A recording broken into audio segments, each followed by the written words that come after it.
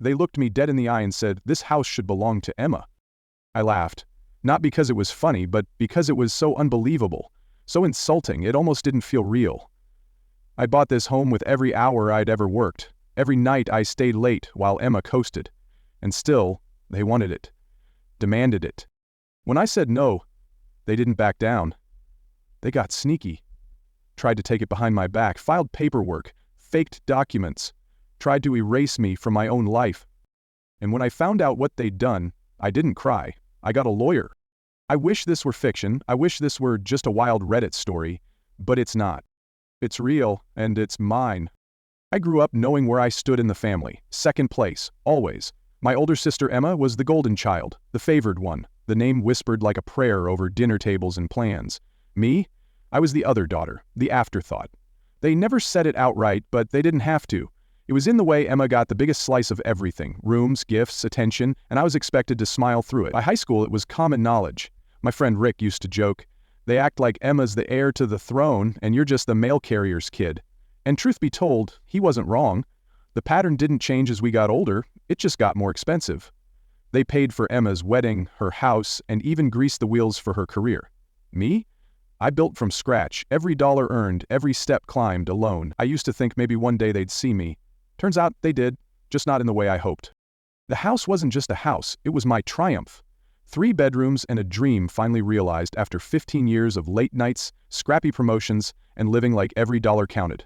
I refinished the floors myself, picked out every cabinet hinge and paint color, and turned the garage into a gym. When I stepped inside, it didn't just feel like a home. It felt like I'd finally outrun the shadow of Emma. Then came the dinner. My parents invited themselves over one Sunday evening, armed with casseroles and fake smiles. Dad walked through the rooms like he was inspecting a rental property, tapping on walls and sniffing at imperfections. Mom kept saying how spacious the house felt for one person. After dessert, they sat me down like I was a child caught cheating. My father cleared his throat, eyes serious. "We've been thinking about your house situation," he said. "We think it would make more sense for Emma to take over the property." I thought I misheard. "Come again?" Mom jumped in. "Sweetheart, it's not personal. Emma has children. You're single. This is about family unity. We just want to manage the family assets responsibly." I blinked. "This is my house. I bought it. With my money." Dad leaned forward like he used to when I was 10, and they were scolding me for talking back. "Emma would let you stay until you find somewhere else," he added, like that was some grand act of mercy. Then Emma walked in from the kitchen, uninvited, unbothered. "Don't take it personally, sis," she said with a smirk. "You don't need all this space. It just makes more sense for my family." That's when I stood up. "This isn't a discussion. This is my home, and I'm not signing anything over to anyone." The room fell into an icy silence. My parents exchanged that look, the one they always gave when I strayed from the script they wrote for my life. Without another word, they stood up, gathered their things and left, like I'd disappointed them by not letting them steal what I worked for. That night, I didn't cry. I didn't beg. I locked the door behind them and stood in the silence of my house, hearing the truth echo off the walls. They never saw it as mine to begin with. The night after that dinner, I wandered the rooms of my house like a ghost, unsure of its own home. The air felt tighter, heavier, like it wasn't mine anymore. It was as if their words, their gall, their nerve, had seeped into the walls and settled there like a mildew I couldn't scrub away. I had spent years clawing my way towards something permanent, something stable, but there I stood, in the house I bought, with the weight of every late night, every sacrifice, and my family thought it made more sense for it to belong to someone else. I called Rick the next morning, my oldest friend and the only witness to my family's lifelong performance. "They've lost their minds," I said. "Emma, my parents, they think I should hand over my house like it's a bag of sugar." Rick didn't laugh. He just let out a long sigh that carried decades of knowing. "They think you'll fold," he said. "You always do, right before the curtain falls." He was right. I had played my part in their charade for years. Dutiful daughter, silent sibling. Now they were banking on the same ending. But this time, I had grown tired of being the punchline. The guilt campaign began fast. My mother's texts were a blend of saccharine love and veiled threats. "Emma's kids deserve room to grow. We're just trying to do what's best for everyone. Why are you being so selfish?" Dad left voicemails about tradition, responsibility, and legacy. Aunt Susan, who hadn't spoken to me since the Obama administration, suddenly appeared like a bad penny to lecture me about family duty. And then came Emma and Karen, storm clouds in yoga pants. They dropped by uninvited, breezing through my door as if it already belonged to them. This wall should come down, Karen mused, tapping the living room drywall like she was choosing an avocado at the grocery store. We'd go open concept. I reminded them, gently at first, then firmly, that this house wasn't theirs. They nodded like I was a child mispronouncing big words. We understand you're attached to it, Karen said in a voice that made my skin itch. Change is hard. Their children, 8 and 10, roamed the house like unsupervised raccoons, leaving muddy footprints across my freshly refinished floors, yanking open drawers, smearing fingerprints on glass. Kids will be kids, Emma said when I pointed out the chaos. She may as well have shrugged. It wasn't long before I came home one afternoon and found them inside. They'd used the spare key I'd hidden under a rock for emergencies. My mistake. Their children were drawing on the dining room walls with markers. I didn't yell. I didn't cry. I simply said, "Get out, now." Aaron huffed. "They're just expressing themselves." I changed the locks that night. Rick helped. "You need to start a paper trail," he said. "Document everything." So I did. Cameras went up. Every corner of the house was covered. I started recording texts, saving voicemails, and then came the Dodge Dart incident. That car? She was my pride. A 1969 metallic green Dodge Dart Swinger with a 340 V8 engine. I'd restored her with my own 2 hands, every bolt, every stitch in the upholstery.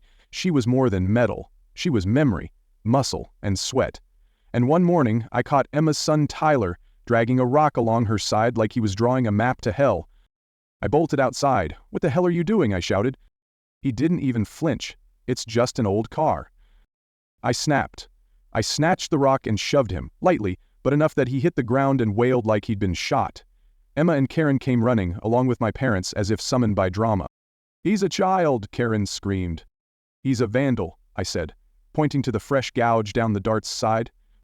My father placed a hand on my shoulder. "You need to calm down." I shook it off. I'm done calming down. Not one apology, not one offer to pay for repairs. Instead, they gathered like a jury, declaring me emotionally unstable, selfish, and dramatic. Aunt Susan from the porch said, "This is why you can't be trusted with responsibility." The next day, I called Emma. $3,500.00, I said. "That's what the damage will cost." "You're kidding," she laughed. "It's a scratch." "This isn't a negotiation. Either you pay or I file a report." She called my bluff. So I filed. Police report, insurance claim, all of it. I even showed the officer the video. "Family's complicated," he said. "But damage is damage." What they didn't know, and what I was just beginning to realize, was that this wasn't about a house or a car. It was about history. Years of it. A lifetime of being invisible unless they needed something.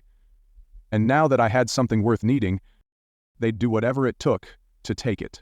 And I was done letting them. You'd think that when your flesh and blood commits fraud in your name, they'd at least be clever about it. Or discreet. But what my family lacked in morals, they made up for in arrogance and stunning incompetence. It started with a phone call from my bank. "Hi, Miss Mitchell. This is Laura from the mortgage department," the woman said, all pleasant and professional. "We're just verifying details for a recent refinance application involving your property." I nearly dropped my mug. I didn't apply for anything. Pause. It was submitted under the names Robert and Susan Harrison. My parents. "That's not possible," I said, slowly. "They don't own my home. I do. Solely." Another pause. "That's what flagged the application. The documents listed your house as secondary collateral under a family trust, but the verification process showed inconsistency." I asked to see what they'd submitted, but she couldn't share much, just enough to confirm something horrifying. They'd created a trust, backdated it 3 years, and tacked my house right onto the asset list. A forged signature. A notarized lie. I hung up, heart racing, and called Rick, my best friend, my anchor in the storm. He came over in 20 minutes flat, holding a folder stuffed with documents his cousin had pulled from the county recorder's office. "Lily," he said, his voice low, "it's worse than we thought. The so-called family legacy that my parents kept lecturing me about, it was crumbling. Their house? Remortgaged 3 times over the last decade. Each loan was timed suspiciously with one of Emma's business ventures. The construction firm that quietly dissolved. The real estate group is buried under a lawsuit. The sports bar that tanked after 8 months. They'd been pouring everything, every dime, every signature, every ounce of borrowed credibility into trying to prop her up. And now," Rick continued, "they're 6 months behind on payments. Foreclosures are already in motion. It all clicked. The desperation, the charm offensive, the emotional blackmail. They weren't chasing some noble family dream. They were drowning and reaching for me as a life raft. But that wasn't even the worst of it. "Look at this," Rick said, pointing to a copy of the fraudulent trust. There it was, my name scribbled in unfamiliar handwriting, my house listed like it was a family heirloom instead of something I'd bled for. The kicker? Karen's signature, clear as day, was listed as a witness. She hadn't just stood by, she'd helped them do it. I felt like I'd swallowed glass. Did they think I'd never find out? That banks didn't verify deeds? That I wouldn't notice if my home, the thing I built with my own 2 hands, was being leveraged as collateral for their debt-riddled empire of lies? I sat there, the documents spread out like a crime scene, and felt the full weight of it settle over me. This wasn't just betrayal. This was theft, from the people who'd raised me. I could have screamed. I could have cried. But I didn't. Instead, I gathered everything into a neat, organized binder. The trust, the fake signatures, the bank communications, screenshots of threatening texts, vandalism reports, and photos of Emma's kids destroying my lawn. Evidence. 2 days later, I invited my family over. Not for dinner, for truth. We met on neutral ground, my front porch. I didn't let them inside. Emma arrived first, smug and tight-lipped. My parents followed, looking like they'd rehearsed their victim faces in the mirror. "I'm done being quiet," I said, placing the binder on the porch table. "Open it." They hesitated. My father looked annoyed. Emma rolled her eyes, but my mother's hands trembled as she flipped the cover. Page after page, the lies stared back at them. "This is ridiculous," Emma scoffed. "It's not stealing when it's family." I snapped. "It is when you forge documents. It is when you attempt to defraud a bank using a property that doesn't belong to you." My mom's voice cracked. "We were just trying to protect the family." "No," I said. "You were trying to protect Emma from the consequences of her failure, and you were willing to drag me down with you." Rick stood behind me, silent, solid. My neighbor across the street peeked through her blinds. And still, my parents dared to look offended. My father finally spoke. "So what, you're going to press charges against your own family?" I met his gaze. "If you force my hand, yes. What you did is illegal. The bank already flagged it. There's a fraud report filed, and I have every piece of proof I need." Emma scoffed again. "This will ruin everything." "No," I said quietly. "You ruined everything. I'm just drawing the line." The air felt thick, like a storm was about to break, but for once, I wasn't the one cowering beneath it. "I want written confirmation from all of you, today, a signed statement, that you retract any claim to my home and property, that you acknowledge I am the sole owner, and I want it notarized. If I don't have it by the end of the day tomorrow, I'll go to the authorities." They didn't argue, they knew the game was up. My mother nodded stiffly. "Fine." As they turned to leave, Emma looked back. "You'll regret this." "No," I said, voice steady. "I regret not standing up for myself sooner." When they were gone, I sank into the porch chair, breathless but alive. For the first time in my life, I'd made them see me, not as a resource, not as the backup plan, but as a person with boundaries. And they hated it. Which meant, finally, I was doing something right. Armed with a binder thick as betrayal itself, I walked into my lawyer's office carrying years of being overlooked, overstepped, and nearly overrun. My attorney, a sharp-eyed woman named Dana, flipped through my carefully labeled evidence, photos, emails, notarized frauds, surveillance screenshots, and leaned back with the kind of sigh that carries both certainty and disappointment. "They messed with the wrong person," she said. "We have enough here for criminal charges, attempted loan fraud, identity theft, and document forgery. Or we can go civil, restraining orders, damages, lawsuits. Your call." I stared at the ceiling for a beat, imagining what jail would do to my parents. It wasn't mercy I felt, just a desire for finality, not flames. "Prepare both," I said, "but hold off on filing. I want to give them one last out." When Emma showed up again, unannounced, entitled as ever, I met her at the door. "Trespassing again, Emma? Bold. Cameras are rolling." She tried to barge in. I blocked her with one sentence. "Everything goes through my lawyer now." The next day, Dana sent cease and desist letters to every player in their little drama club. No more pretending this was just family business. Within hours, my mother was sobbing over voicemail. My father emailed some macho nonsense about betrayal. Emma started spinning lies about me being mentally unstable. But no one, not one, denied the fraud. Then came the group text. Family meeting. Sunday. Attendance mandatory. I brought my binder. Rick waited in his car just in case. They were all there. Parents, Emma, Karen, Aunt Susan, even their kids, sitting wide-eyed like they were at some church potluck. My dad gave a speech about unity. My mom cried about tradition. When they finished, I placed the binder on the table. I know everything, I said, about the mortgages, the loan fraud, and the foreclosure proceedings. The bank called me. They're curious why my property was listed as collateral, so am I. Silence fell like judgment. Emma turned pale. My mom froze mid-sob. My dad muttered about misunderstandings. 3 mortgages to fund Emma's failures isn't a misunderstanding. Forging my name isn't a misunderstanding, it's a felony. Emma stood, finger raised. You ungrateful... Sit down, I said. I'm not finished. I listed every incident, every infraction. Vandalism, trespassing, harassment. My legal folder was thicker than any family album we ever kept. Just as I neared the end, the doorbell rang. Uncle Robert walked in. He hadn't been part of the family business in years.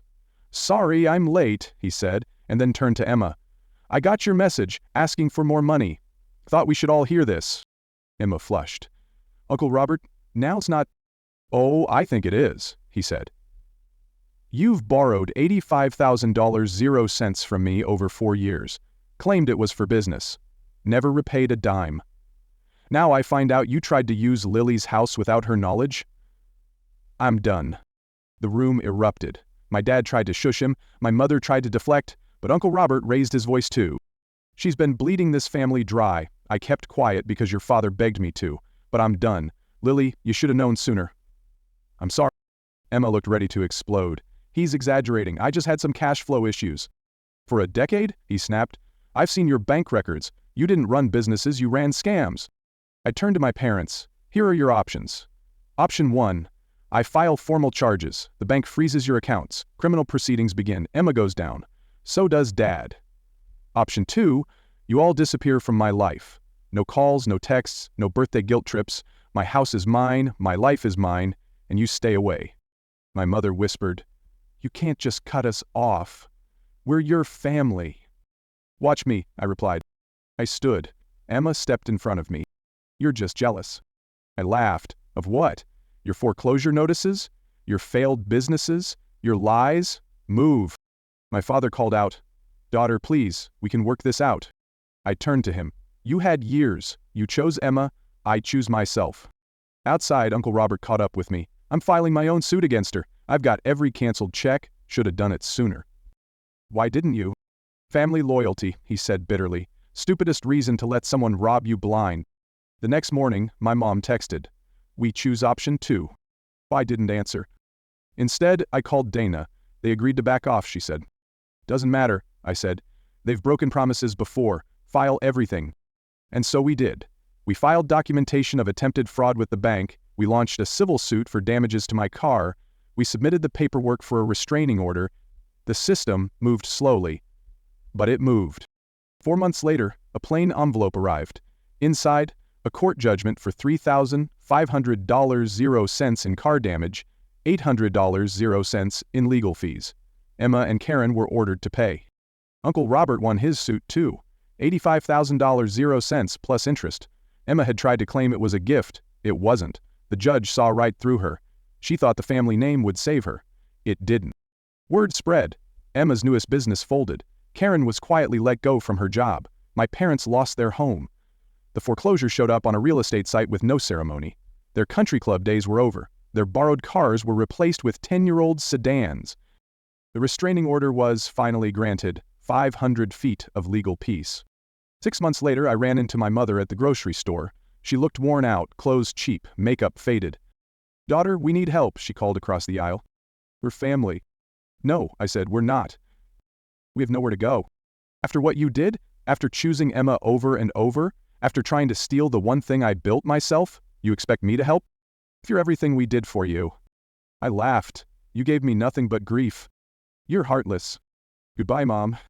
9 months after it all began, Emma showed up at my job. Security called. She was in the lobby. She looked nothing like the woman I once knew. Broken, hollow. 5 minutes, she pleaded. You're violating a restraining order, I said. Want to add another charge? I'm trying to make this right. We're sisters. We're DNA matches. That's it. They'll be on the street. We need help. You didn't care about family when your kid was smashing my mailbox, or when you forged my signature, or when you called me unstable. I made mistakes. Now you're living the consequences. So this is revenge? No, I said, this is protection. Security escorted her out. She shouted, "You'll regret this. Family's all you have in the end." Maybe that's true for some folks, but not me. The months that followed were calm. I got promoted, finished my smart home upgrade, took road trips in my Dodge. Rick and Uncle Robert came sometimes. We laughed more, worried less. Because here's the truth. Family isn't who shares your last name. It's who shows you respect. The people who tried to take everything from me weren't family. They were thieves. And I finally stopped leaving the doors unlocked. My house, my peace, my life.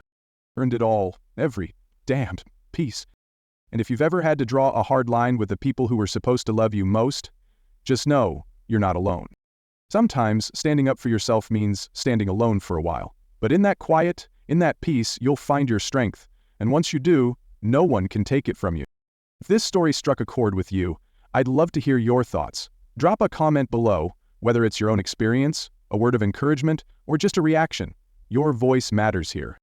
And if you're new, go ahead and subscribe. We share true stories about real people who dared to choose truth, healing, and self-respect no matter the cost. Hit that like button if you believe boundaries are an act of love, not defiance. Thank you for watching, and remember, family isn't who shares your blood, it's who honors your worth. Take care, we'll see you in the next story.